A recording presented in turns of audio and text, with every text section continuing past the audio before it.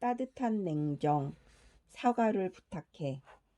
미스터 선샤인이라는 드라마를 챙겨 보았던 이유는 배우 변요한 때문이었다.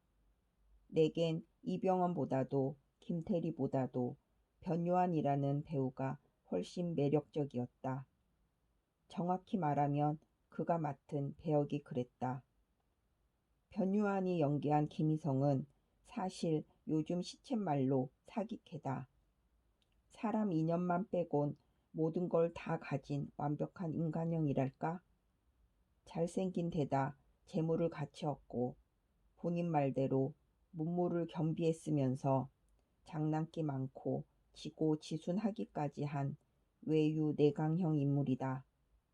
게다가 의리가 굳고 진실을 추구하며 그는 독립신문사까지 차린다. 불의를 못 참는 저항 정신까지 갖추었으니 세상 존재하기 힘든 인간상이다. 그러나 그 모든 것 가운데 가장 인상 깊었던 점은 사과할 줄 아는 그의 자세였다. 부끄러움을 부끄러움으로 알고 기꺼이 진심으로 사죄하는 자세 말이다. 입신양명과 재물축제를 위해서라면 피도 눈물도 없이 민초들을 착취했던 조선 제1의 부잣집에서 외동아들로 태어난 그는 아버지, 할아버지로 거슬러 올라가는 선대의 잘못까지 피해자들에게 두고두고 사과했다. 무엇보다 피해자들의 상처에 깊이 공감하고 함께 아파할 줄을 알았다. 과거를 어물쩍 덮고 자기 영단말을 향해 내빼는 것이 아니라 과거를 분명히 매듭짓고 정의를 향해 나아가는 길을 택했다. 겉으로는 부유층 한량으로 보이지만 속이 꽉 찬 무엇보다 책임을 중시하는 단단한 사람이었다. 무릇 사과할 사람들이 사과할 줄 모르는 이 세상에서 그 인물이 보여준 성정은 그야말로 담비와도 같았다. 배우 변요한 자신도 S타일과 한 인터뷰에서 그런 점을 강조한 바 있다. 김희성은 정말 멋진 남자였고 남자이기 전에 멋있는 사람이었어요. 누군가에게 진심으로 사과를 한다는 것 자체가 쉽지 않은 일이잖아요. 그 진심을 느껴야 상대방도 사과를 받는 거니까요. 진심으로 부끄러워하면서 사과를 하는 것, 사랑하는 사람을 보내는 것, 총과 칼이 자신을 향해도 요동하지 않고 웃을 수 있는 것, 그런 결단의 힘이 굉장히 강하게 느껴졌어요. 겉으로는 한량처럼 신념이 흐릿한 사람처럼 보이지만 무언가를 하고 있었다고 생각해요. 표면적으로 드러나지 않았을 뿐이지 속으로는 꿈틀거리고 있었을 거라고요. 그 꿈틀거렸다는 것들, 김희성이 하고 있었다는 것들 가운데 가장 멋진 일이 바로 사과였다. 그러나 그 시대 역사에서 그런 멋진 사과를 찾아보기란 쉽지 않은 일이다. 오히려 사과해야 할 사람들이 사과하지 않아 피해자들 마음에 더 큰 생채기를 낸 사례들이 넘쳐난다. 친일파가 그랬고 세월이 좀 지나서는 독재 정치인들이 그랬다. 일제강점기 시절 탄압받던 민족을 배반하고도 나는 잘못한 게 없다. 시대가 그랬다.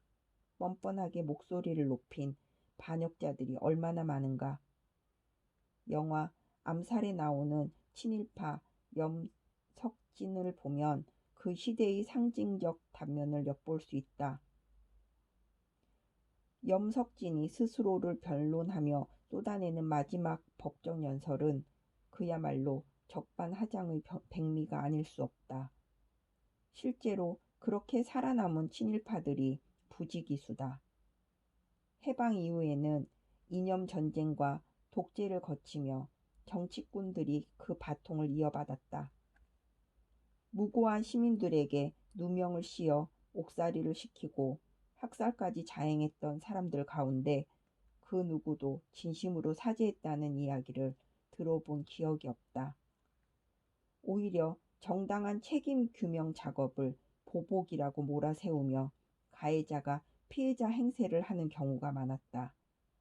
이는 최근까지도 법정에 선 여러 정치인들의 태도에서 생생히 목격할 수 있었다.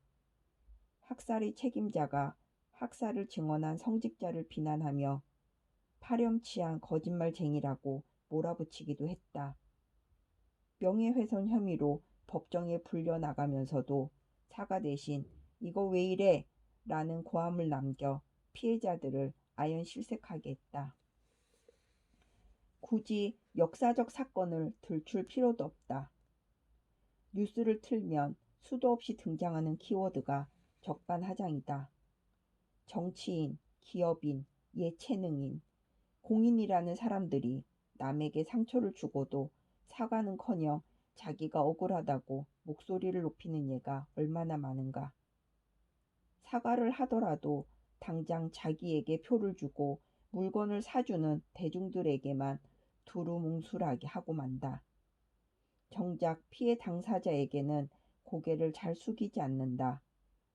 대중에게 했다는 그 사과 역시 사실은 거짓 신용이었던 게 들통나기도 한다.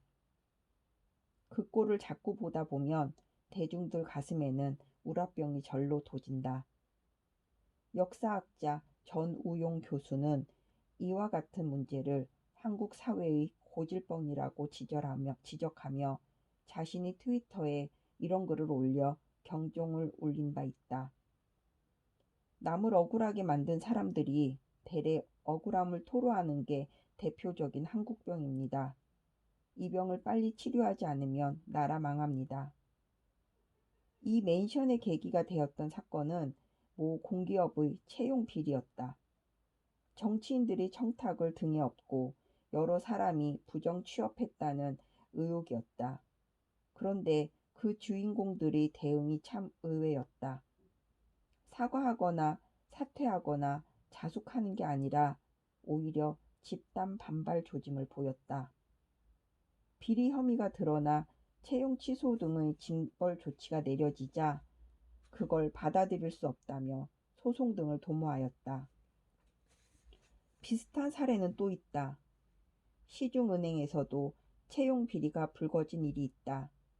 그런데 해당 사건으로 전직 은행장이 기소된 뒤에도 부정취업 당사자들은 1년이 넘도록 회사를 버젓이 다녔고 KBS 취재에서 그 실태가 드러났다. 그들은 전직 국정원 고위직의 딸, 금감원 간부의 조카, 국기원 전 원장의 조카, 은행 고위 임원의 딸을 등이었다. 부정 입사 의혹을 받는 사람이 총 36명이었는데 그 가운데 28명이 계속 재직하고 있었다. 취재진이 찾아가서 입장을 묻자 사과나 반성의 뜻을 표한 사람은 없었다. 그저 모른다, 불쾌하다, 가족에게 먹칠하기 싫다, 이런 식의 답변만 나왔다. 자기 가족에겐 먹칠하기 싫다는 사람들이 다른 가족 앞길에는 먹칠을 했다는 걸 아는지 모르겠다.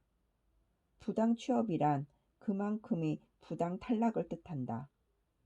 인맥과 외압 등을 이용해 부당 채용된 사람들이 있다면 다른 응시생들이 그만큼 부당하게 탈락했을 것이다.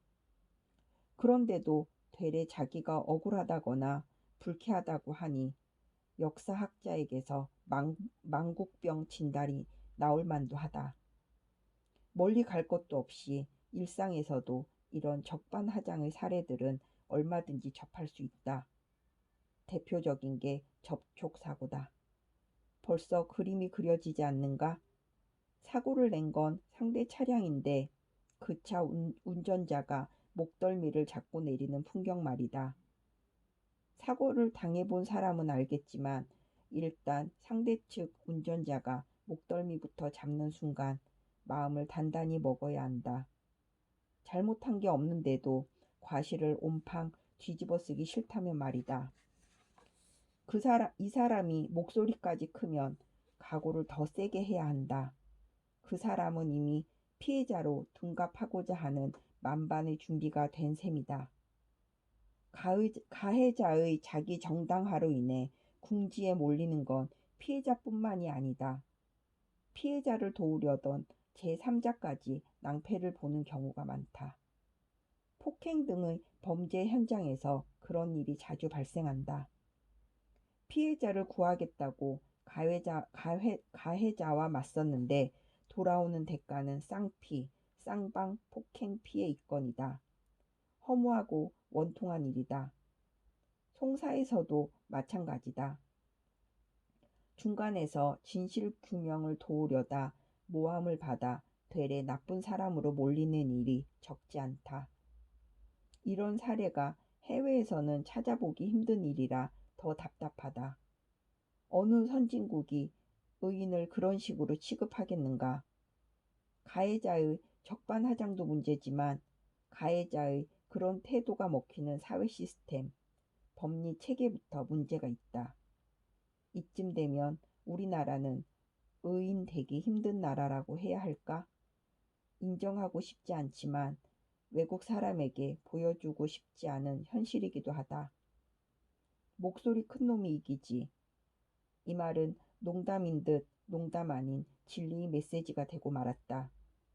적어도 가해자들 사이에서는 그렇다. 사과는 무슨 금기어처럼 치부된다. 죄를 지어놓고도 큰 소리부터 치고 보는 게 일종의 수순처럼 되었다. 왜일까? 왜 우리 사회에서 유독 이런 문제가 도드라질까? 혹시 역사적 교훈을 통해 체화된 건 아닐까? 끝까지 버티다 보면 가해자가 피해자가 되기도 하고 피해자가 가해자가 되기도 했던 그 무수한 선례들을 통해서 말이다. 어떻게든 책임을 피하고 도망갈 구멍이 있을 거라는 신념, 그 그릇된 사고체계는 결국 만국의 뿌리가 될지도 모른다. 역사학자의 탄식처럼 말이다. 정의와 불의가 손바닥 뒤집듯 반전되는 사회가 어찌 제대로 돌아가는 사회겠는가.